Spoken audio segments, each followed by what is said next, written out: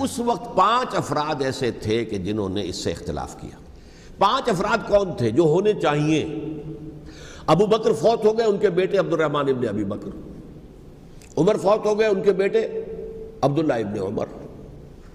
عباس فوت ہو گئے، ان کے بیٹے عبداللہ ابن عباس۔ زبیر فوت ہو گئے، ان کے بیٹے عبداللہ ابن زبیر۔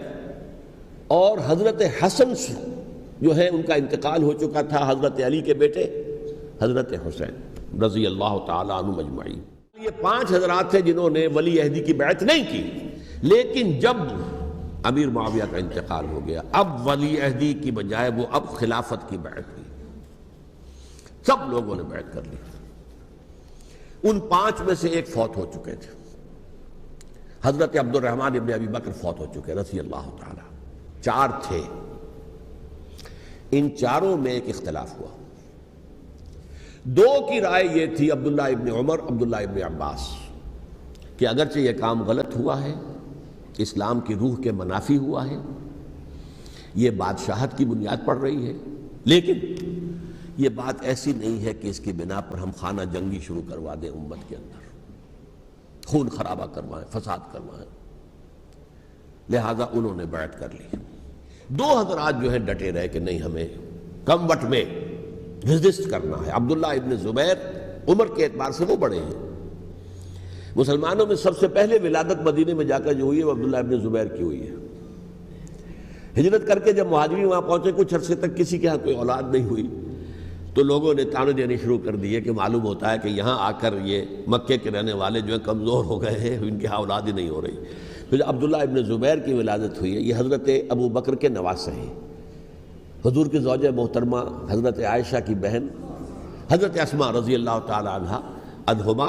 یہ ان کے صاحبزادے ہیں، حضرت زبیر کے بیٹے۔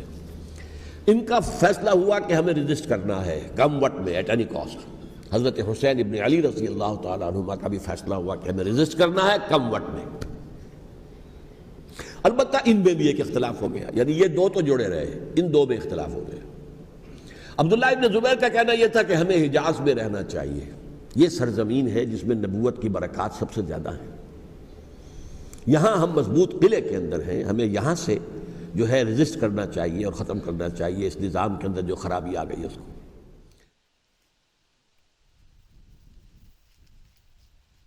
حضرت حسن رضی اللہ عنہ نے حضرت امیر معاویہ سے صلح کرنے کے ساتھ آپ صلی اللہ علیہ وسلم کی ایک نہیں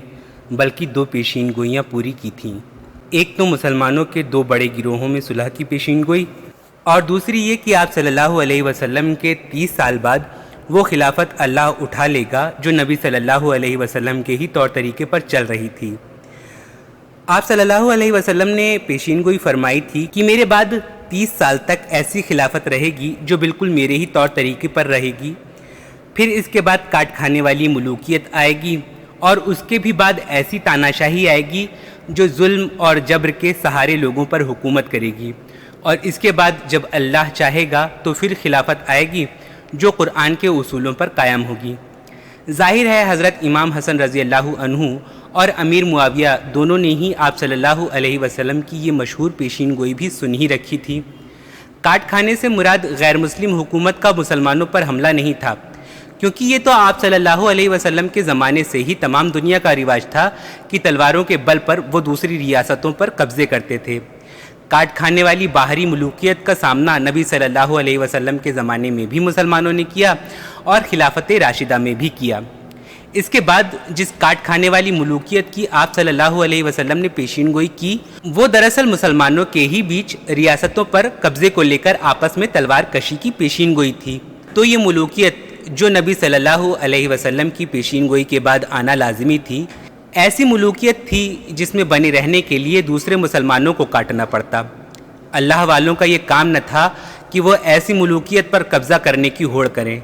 اسی طرح اپنے بہترین نیتا کو ایسی ملوکیت کی گدی پر مسلمان بھی نہ بٹھانا پسند کرتے کہ کوئی دوسرا مسلمان حاکم ہی اپنی حکومت بڑھانے کے چکر میں ہمارے نیتا پر تلوار اٹھائے۔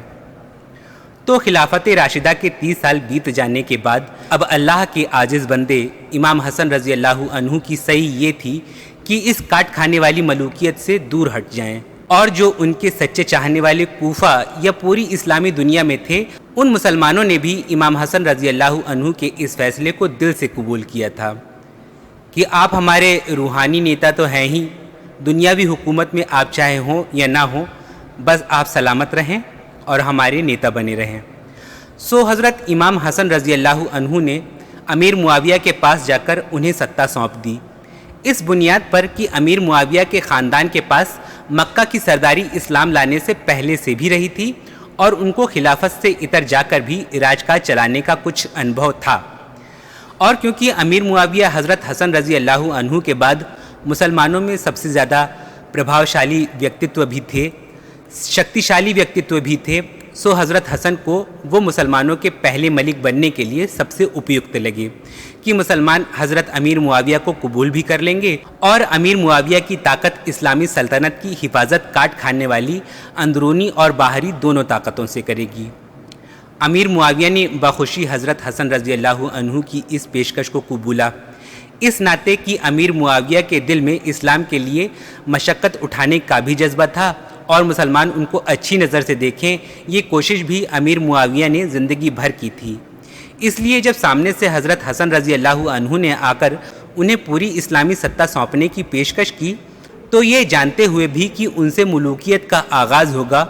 امیر معاویہ نے فوراً حضرت حسن رضی اللہ عنہ کی پیشکش کو قبولا کہ نبی صلی اللہ علیہ وسلم کے عزیز ترین بیٹے نے انہیں یہ ذمہ داری سونپی ہے اور اس ذمہ داری کو وہ بہترین ڈھنگ سے نبھا کر دکھائیں گے۔ دراصل امیر معاویہ کا پریوار ہمیشہ اس بات سے شرمندہ رہا کہ اسلام لانے سے پہلے وہ لوگ کس طرح مسلمانوں پر ظلم توڑتے تھے۔ اسی شرمندگی کی وجہ سے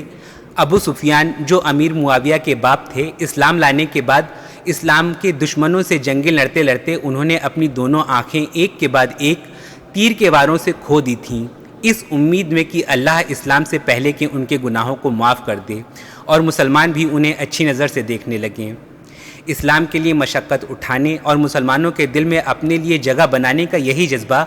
امیر معاویہ میں بھی تھا، سو پوری اسلامی ریاست کی ذمہ داری امیر معاویہ نے یہ سوچ کر اٹھا لی کہ اپنی کوششوں سے وہ تمام مسلمانوں کے دل میں جگہ بنا سکیں گے۔ جیسا کہ آپ نے ڈاکٹر اسرار احمد صاحب کی تقریر میں بھی سنا، حضرت امیر معاویہ نے 20 سال حکومت کی